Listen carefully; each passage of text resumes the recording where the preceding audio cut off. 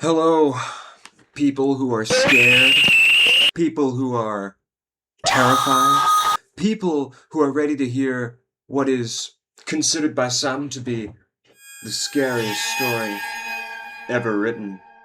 Today, I'm going to be reading for you in full detail, graphic, horrible detail, the Willy Wonka beta tape Creepypasta. Now, I want to let everyone know I got a big trigger warning. You gotta strap in. This one's fucking scary. This one will fuck you up. This one will make you feel like your bones are about to collapse. Like, you're not gonna have a good time listening to this. Okay, so just be ready for that, right? Be ready to be fucking scarred. So, anyway, here we go. I had heard of many stories and rumors that there was a secret hidden story behind the Willy Wonka story, but I had never really believed them. I thought of them as nothing more than mere jokes and/or fan fiction. You know how people like to take things that are normally thought to be happy and whimsical, like Charlie and the Chocolate Factory, and label Wonka as a pedophile or some shit like that? Not a question mark, just a period. I never took anything like that seriously, and just thought them to be things that Just thought them to be things people with active, albeit creative minds have come up with.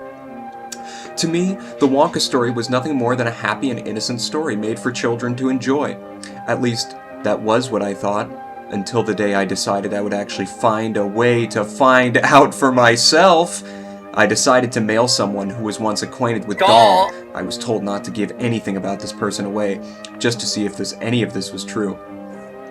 Considering nearly everyone had said something about this story, obviously having some sort of subtext about it, I thought I would check to be sure. I was told in the mail, and I quote, "You seem interested in the subject. Many people prefer to speculate, but you are the first one who seemed genuinely curious. Seeing as you want to know as much as you do, I will send you a tape in the mail. Check it within a week." Wait, what? I'll send you... Didn't he just mail him something? Okay, maybe I'm stupid, but I thought he just mailed him something.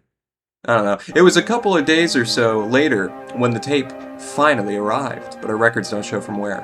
That was me. It had the words, "The True Story of Willy Wonka," written on it in black marker.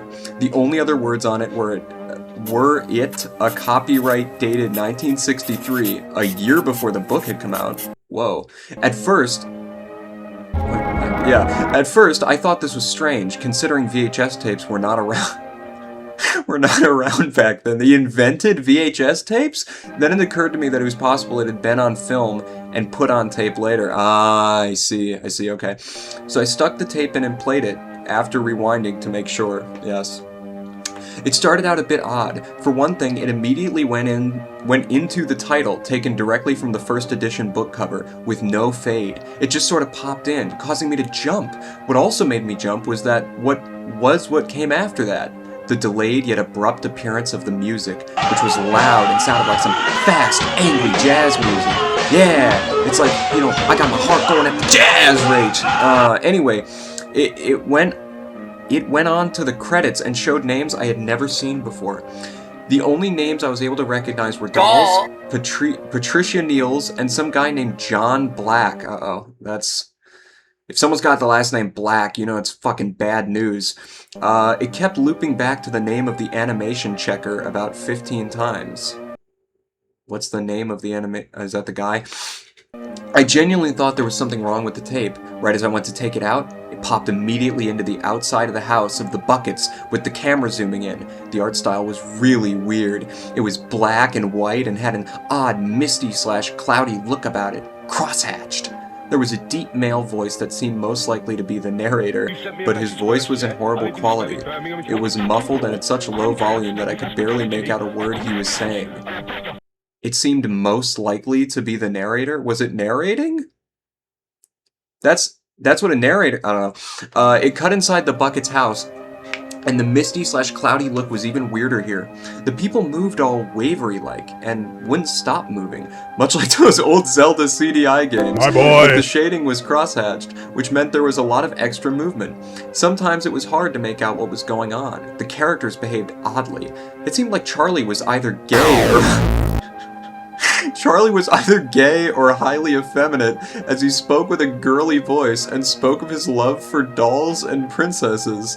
That's the scariest thing I could possibly imagine. A gay little boy. And it seemed everyone feared Grandpa Joe. Well, yeah. We find out later that he was involved in World War I, and it was never explained how. But it seems clear he was responsible for ending it? What, like he fucking led the sailors in Kiel? What are you talking about? He was responsible for ending it? What? Okay, was he a Bolshevik? I don't know what's going on. Charlie's parents also displayed odd behavior. The dad seemed depressed, and the mom seemed paranoid and suffered from some major form of OCD. The other grandparents never spoke at all.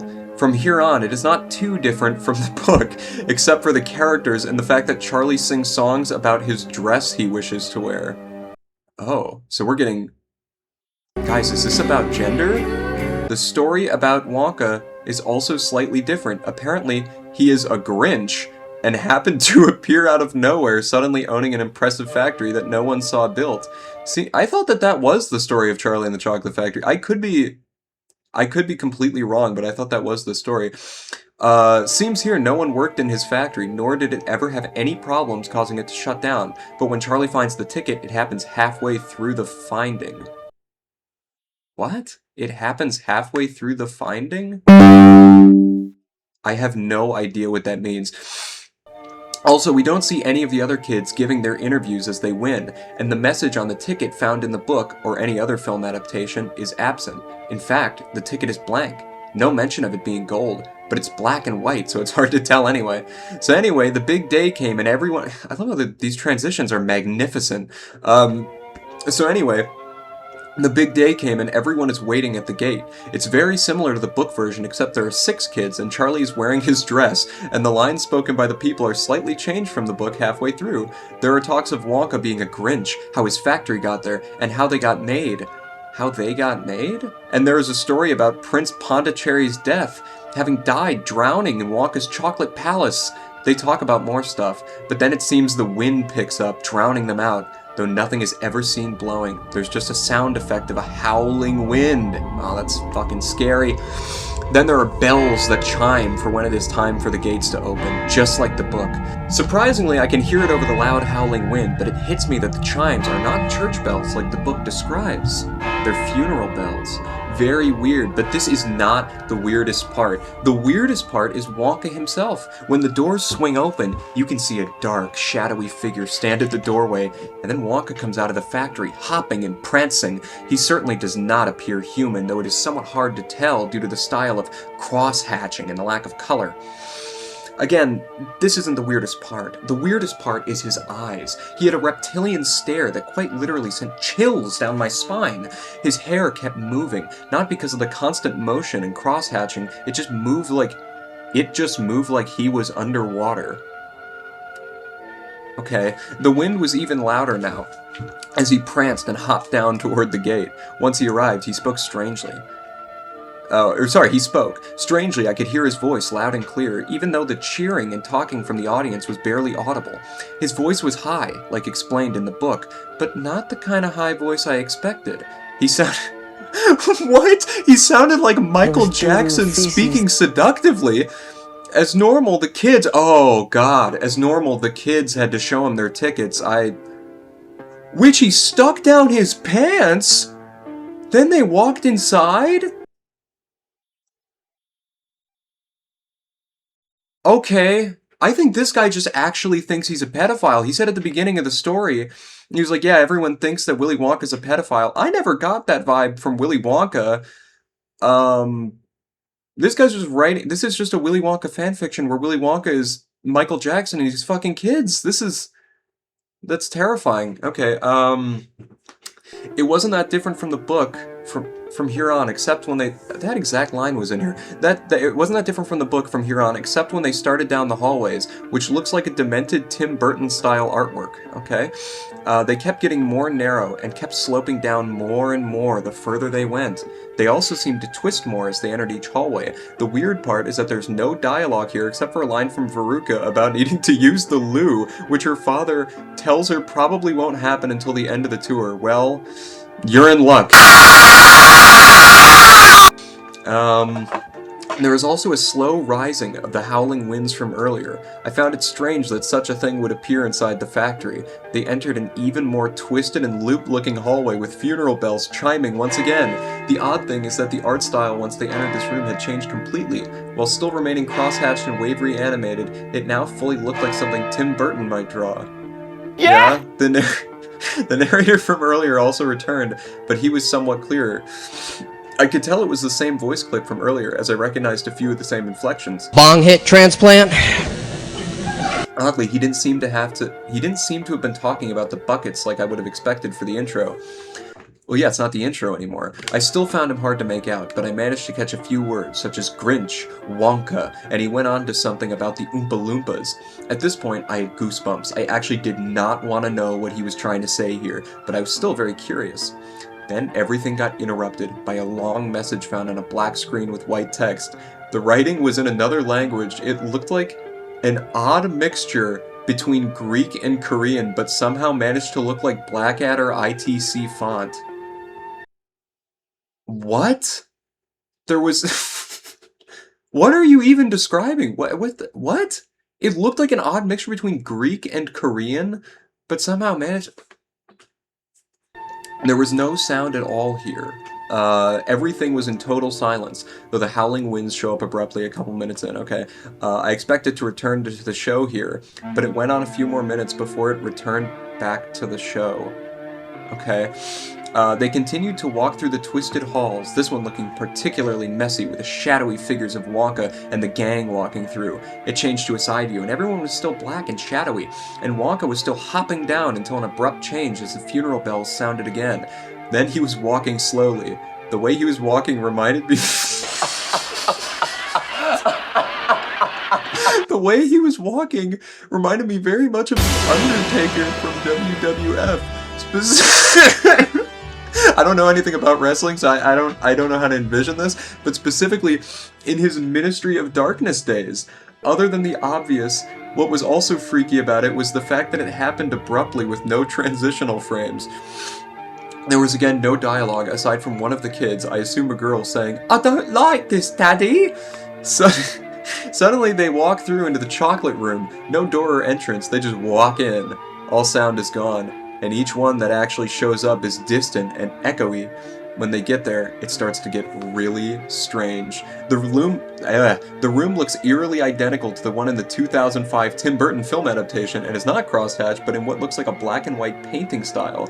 The chocolate river, this is one of the more unsettling moments because the river looks like real blood, the only colored element in the entire film, of course. Not blood done in realistic style, but as though someone actually dipped a brush into a cup of blood and ran a brush across these parts. That's actually kind of a cool visual. I'll give him that. That's kind of cool. What made it more unsettling is that its textures would change slightly with each frame. Quite unsettling, because how were they able to get so much blood to make up each possibly 700,000 or more pieces of paper? That's true. But that isn't the weirdest part. It gets worse. The room doesn't seem to function like... What? The room doesn't seem to function like normal as Wonka is not introducing anyone to the room nor showing them around. He suddenly starts speaking about the Oompa Loompas, a group of black pygmies that he smuggled from Africa illegally. He adds. They are then shown, but the unsettling part is the fact that unlike in the book, where they are happy, cheerful, and always singing and laughing, they look miserable, and each time they look at Wonka, they look terrified. They give him a look that basically says, "Please don't kill me." I can't help but imagine the fucking Oompa Loompa from the Unknown thing. Do you guys remember that fucking, oh god, what was that called? It was like the Scottish Glasgow Wonka experience, where there's like, like the Oompa Loompa, like, cooking meth. I thought that was brilliant. So I think that's what this is actually foreshadowing. I think that's where the prophecy comes in, is perhaps Willy Wonka, this is the old version of Willy Wonka who became the unknown. That's good. That's my new theory. I actually heard one say that, though I couldn't quite, saying, please don't kill me, though I couldn't quite tell if he said kill, as he was far away and was sobbing. It had more the sound of ack rather than kill. So please don't ack me. The camera from this point stayed at a bird's eye view. Wonka then yelled angrily at the Oompa Loompas with a ridiculously loud voice. It was loud, high-pitched, and screechy.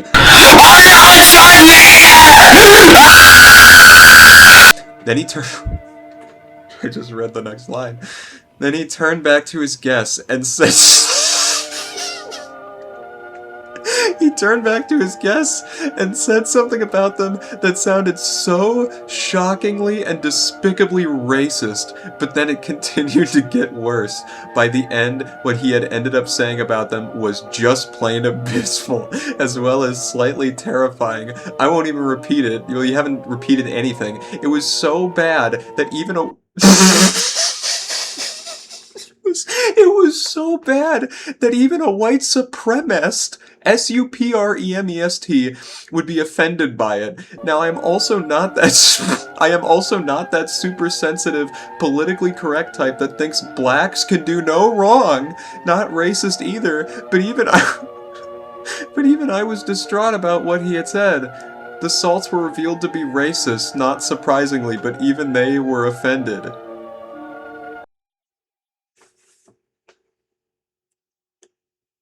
What the fuck?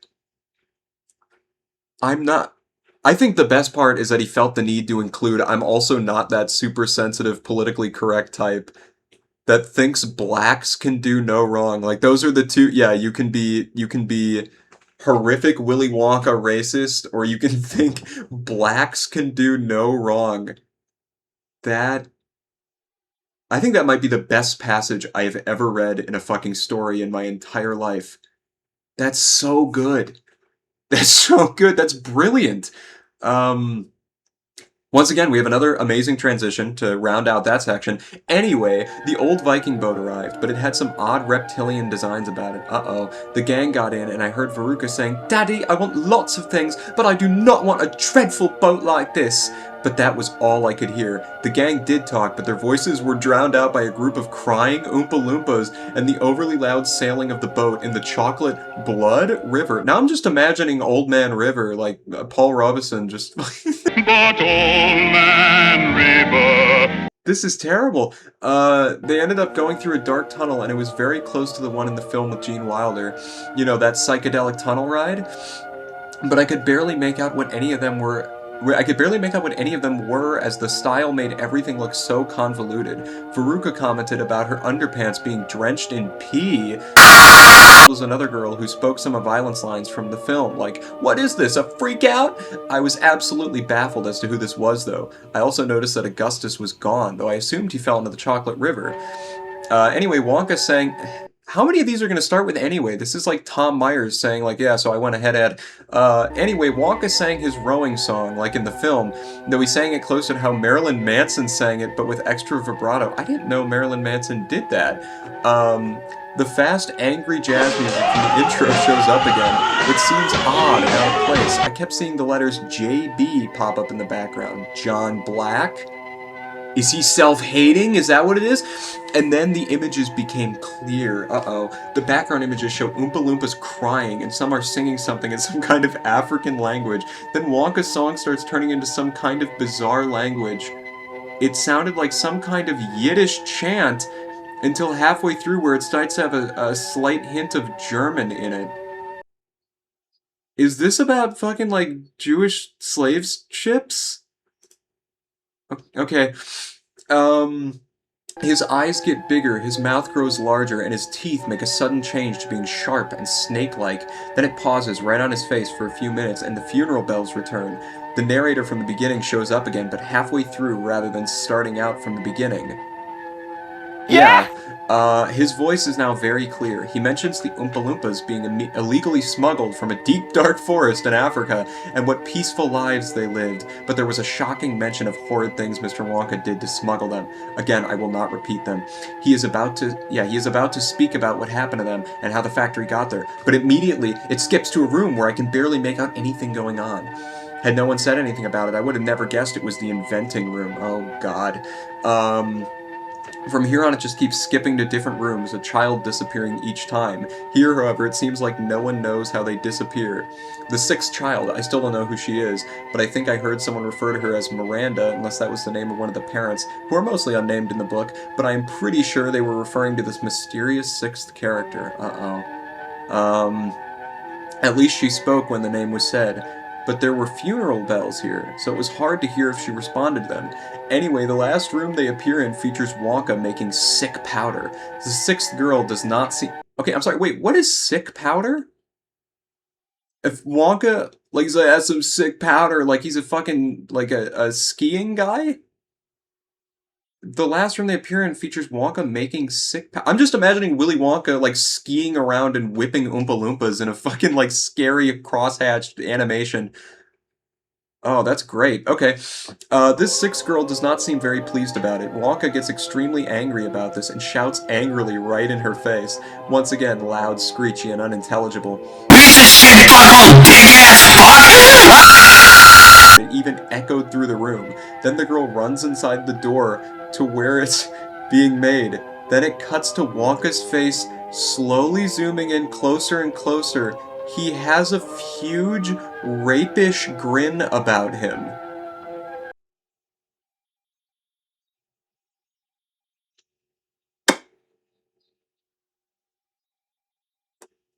Rapish grin? Ah. Okay. I don't know what that means. He has a huge rapish grin. Okay, very spooky. I hated to keep looking, but I had to see what was to come, so I reluctantly did so. Some weird noises that resemble one of those creepy background sounds. Music you hear on something like the History Channel. Maybe you know what I'm talking about, are heard, but they are kind of muted and muffled sounding. I have no fucking idea what you're talking about. What?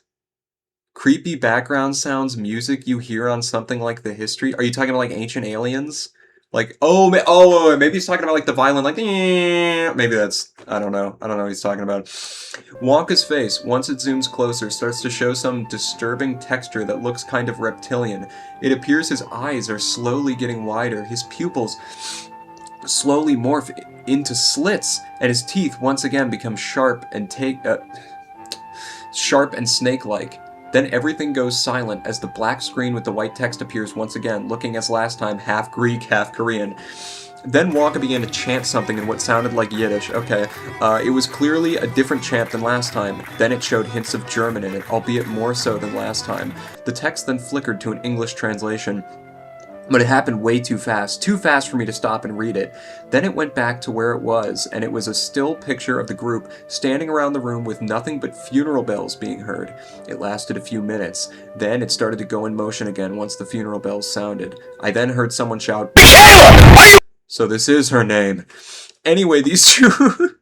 How many of these paragraphs are going to start with him saying anyway? Anyway, these two ran off into the room as Wonka stared down at Charlie. Honestly, I'd practically forgotten he was there because he was barely shown throughout the whole thing, and he was wearing a dress and jerking off. In fact, Violet and this mysterious Miranda girl were shown the most. I almost felt like Mike and Violet were not even in this one, considering their names were never spoken. I had also forgotten that he was in a dress. I probably thought it was Violet or something. Really? Okay. I heard him speak again and remembered he was gay/highly effeminate. Wonka went on telling him he won, but instead of taking him directly through the great glass elevator or whatever, he told him to wait a minute. He then hopped off into another room. He found every one of the other kids in there except for Miranda. He said something that I did not quite understand. It was English, but it had a rather convoluted meaning. The children lying down on the floor could be heard crying and moaning, similar to the Oompa Loompas. The parents could not be seen anywhere. He then turned on the radio and it slowly began to strip. The one thing that gave me goosebumps was what was playing on the radio. That's what gave you goosebumps? That's what gave, not Willy Wonka stripping in front of a bunch of sedated children. Melodically, it reminded me a lot of one of those songs you would hear in an old Mario game when you fight Bowser. Despite why does it always have to come back to that with creepypastas? It's like, yeah, then fucking Sonic showed up and he had red eyes. Despite it being in that typical style you often heard during the early 60s, such as the Beatles and the Monkees, but it was one singer only. How could that possibly sound like that, then? It also sounded as though the keyboardist did not know exactly how to play it right, but that wasn't the weirdest part, really. The weirdest part is this. Now it sounded distorted and like an old radio, like it was from the 60s, and it was more in the background, so it was a little hard to hear. How is that weird? How is that weird? That what? Yeah, it was recorded in the 60s. I would imagine it sounds like that. That's the most normal thing in the entire story. Anyway, oh my god. Anyway, I couldn't pick out the exact lyrics, but I did hear him mention some freaky shit that would happen to a bunch of different people by 2014. Is this Knowing with fucking Nicolas Cage? Wait a minute. All of these random numbers. 9/11, wait a minute. It was like a bunch of random names being spurted out, but he obviously seemed to know who they were. What they were going to have happen to them is too horrible to mention. I don't even remember half of them. It took a second for me to sink back into the video as my mind drifted away, absolutely stunned by the music. When I did, I saw Wonka take off his shirt and throw it off and then finally slowly drop to the ground. After that, the credits rolled. All sound was gone from here. Appearing again were the odd names from the intro. I kept it rolling to see if anything came on after this, only to find a message placed at the end that seemed to have been put in later as the look, quality, and style of it had an early 90s feel to it. It read, "Don't let Felicity know." Then the tape stopped. I did not know who Felicity was until I looked it up and found out that was the name of Dahl's second wife. As you may guess, I was quite shocked by what I had seen, but also relatively confused about what any of this was. There's 2 paragraphs left. I'd really love to know. I went and asked the person who had sent me the tape, who told me, obviously this was how Dahl had originally written the book. He always made films of these books before he wrote them, so he could keep track of every idea he had and also check to see if the lines these characters spoke worked and outside of just being read. I feel like there's a much easier way to do that. There's a much easier way to keep your ideas in place and learn if lines sound normal when they're spoken out loud. You don't have to make a movie where Willy Wonka rapes a bunch of kids and has fucking African slaves. Anyway, what happened from there and how it ended up the way it was, well, I really do not know. I did not know him long enough, but I started to question the man after I got a hold of this tape. I started to question the man. I then asked if this person wanted the tape, but they refused and seemed glad enough to get rid of it. Uh-oh. Though they did not want it to be gone forever. They still wanted the proof and information to stick around. Ever since I saw this tape, I have been looking around to see if I could get any information on it anywhere, and so far, I cannot seem to find anything. And that's the end. That's the end of the Willy Wonka beta tape. So I guess a couple of highlights, right? Grandpa Joe was apparently responsible for ending the First World War. That's pretty shocking, right? We have Willy Wonka. I read this story a long time ago, and that is the one part that I like vaguely remember, was that Willy Wonka did something racist. So not only was Willy Wonka a slave owner and racist, he was so racist that he would make white supremacists be scared of him. They would be offended, even. I don't know how you achieve that level of racism. If someone knows, that you can comment and help me out, because I don't know what that means. We have a lot of elements that just kind of are there and are never explained and mean nothing. I don't know why Charlie was gay. I don't know what that had to do with anything. That didn't really, yeah, that was nothing. It came up once after the intro.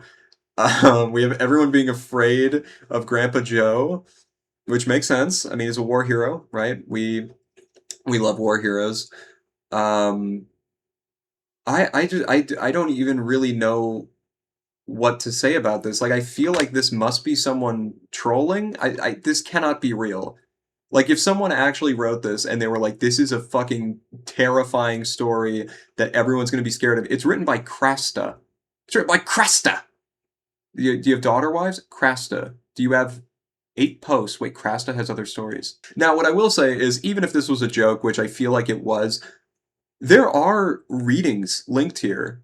Readings by, who is this? Who is this guy? The Rogue? I don't know who that is, but that's, I mean, they have like thumbnails and everything. One of them made his own thumbnail. That's not even the picture that's on the story. That's like a Nosferatu fucking Willy Wonka. That's a whole new thing. Someone made that for this. I don't know. I really, I don't even know what to say about this. I was, I didn't really have a plan when I started recording this. I just like wanted to read this story again because I was like, yeah, that was really weird. Uh, what is this? I mean, what? I have nothing to say. I have nothing to add to this. This is just, that's the end, I guess.